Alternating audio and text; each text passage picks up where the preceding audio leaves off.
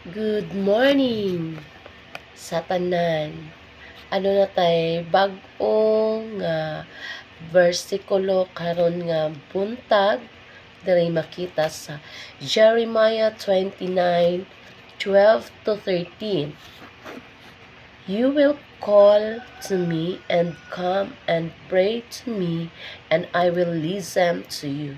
Sa verse 13, you will seek me and find me when you search for me with all your heart. So, adunay plano ang Dios sa atong kinabuhi. Unsaon nato pag-acquire? So, naay kondisyon. Sa verse 12, mao ni ang unang kondisyon, you will call me. So, once nga mutawag na ang tao og Dios, ibig sabihin, ni humble down na siya. So, gi-admit na nga nagkinahanglan na siya og Dios. So, go and pray to me and I will listen to you. So, dili kaniya paminawon hangtod nga dili ka mag-humble down.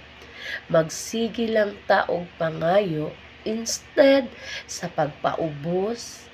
Ang purpose pa jud sa pagpangayo para ma-promote ta maayo. Instead, mudayeg sa iyaha ug pasidunggan nato ang atong buhay nga Dios.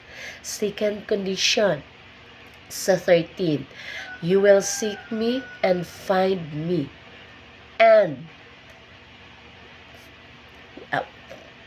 find me when you search for me with all your heart. So, dili mahimong powerful ang plano sa Dios sa atong kinabuhi kung wala tay saktong kasing-kasing niya. Kailangan total surrendered life, dili ni instant. Sometimes it will take long time process sa atong life. Once nga dedicated ka motugyan sa Ginoo, tabangan jud kaniya.